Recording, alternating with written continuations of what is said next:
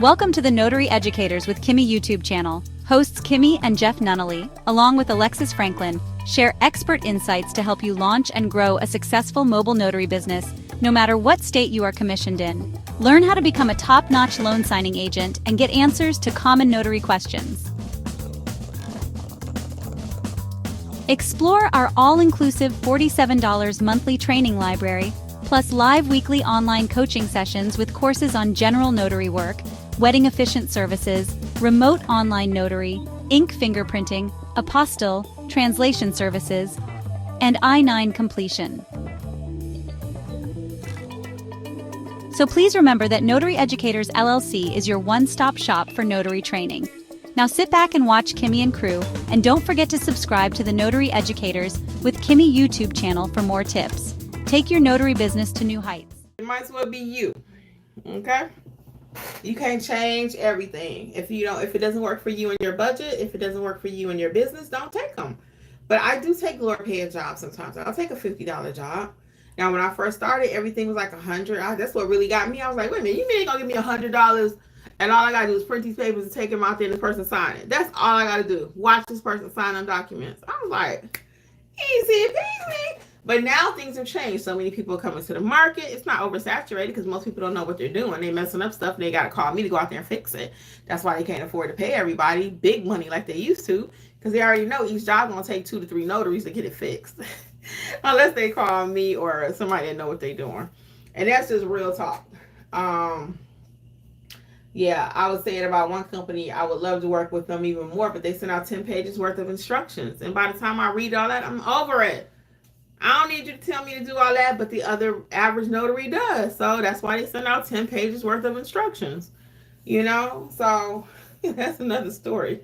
So what other questions do we have? So Corinthia says, that's a good explanation for these low ball offers for signing companies.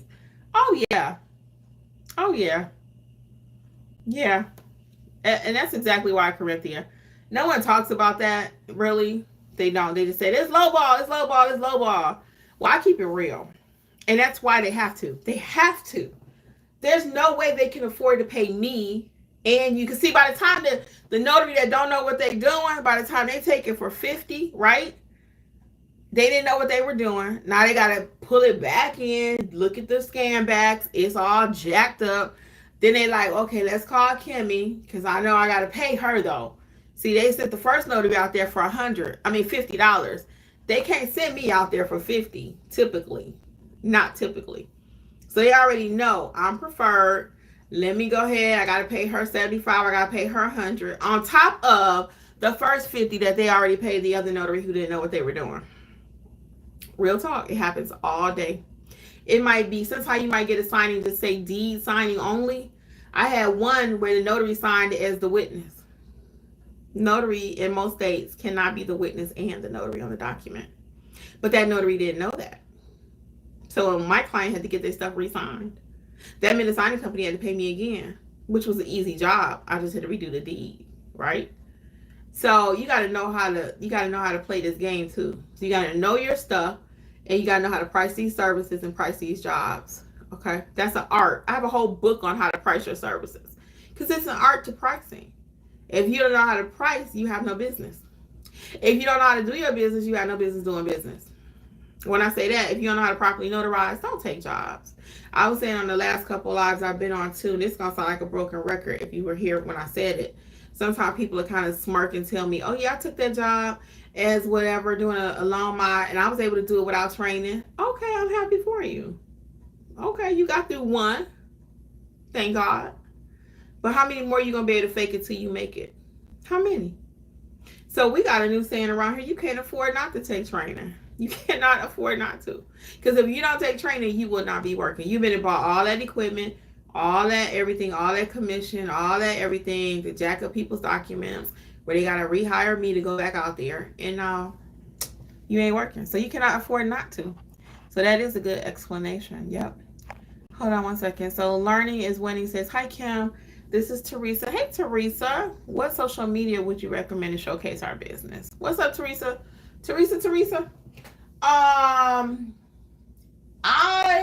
For my business, I Google my business is going to be number one.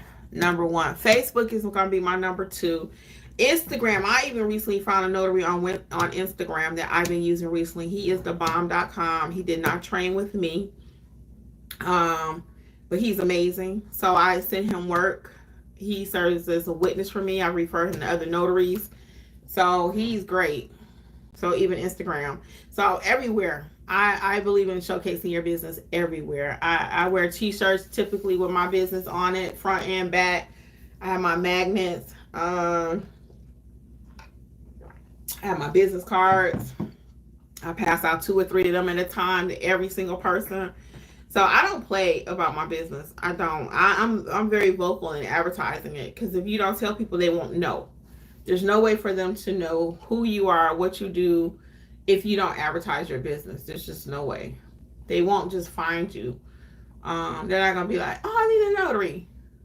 Now, and the other thing I have working for me now quite a bit, you won't even believe my other best source of income when it comes to being a notary. I need to do a whole video on this. I'm gonna do it. But you heard it here first.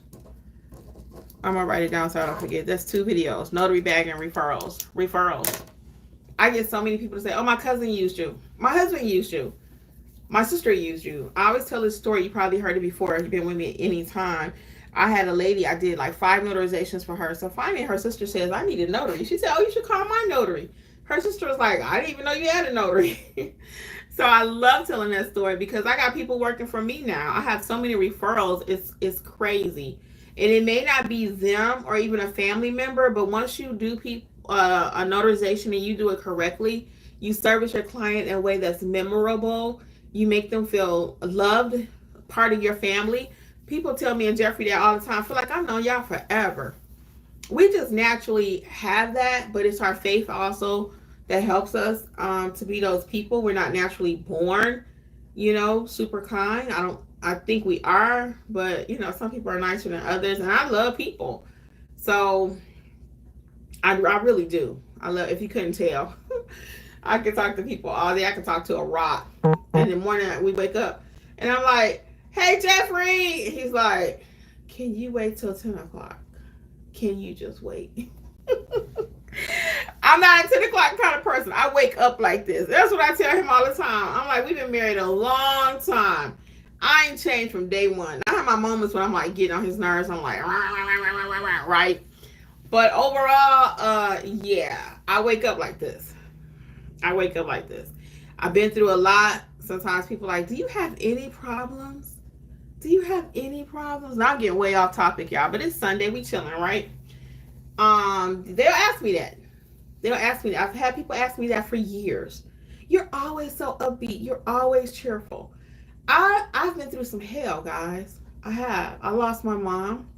I lost my dad. I lost my sister. I lost my father-in-law, all within 4 years, right? That was a lot. If my mother and my dad were not the people they were, even my sister and father-in-law, if they were not the type of people they were, I probably would have jumped off a cliff.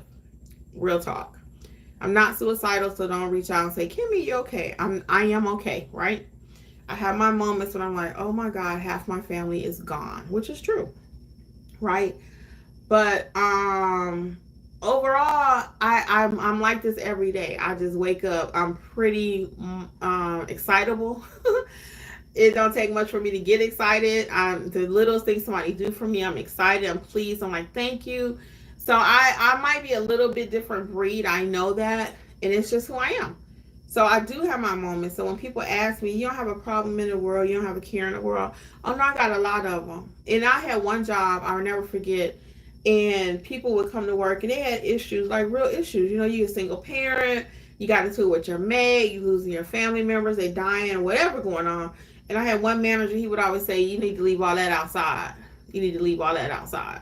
Now, fortunately, I'm bent a little bit differently, so I was typically able to. But there would be times when I had one manager, he even wrote in one of my reviews, he put something like, when Kimberly is not having a good day, you can clearly tell. And they were right. If I'm having a whack, jacked up day, I will typically just stay by myself. Because that's not my norm. So when I can't present as my norm, I'll just stay by myself.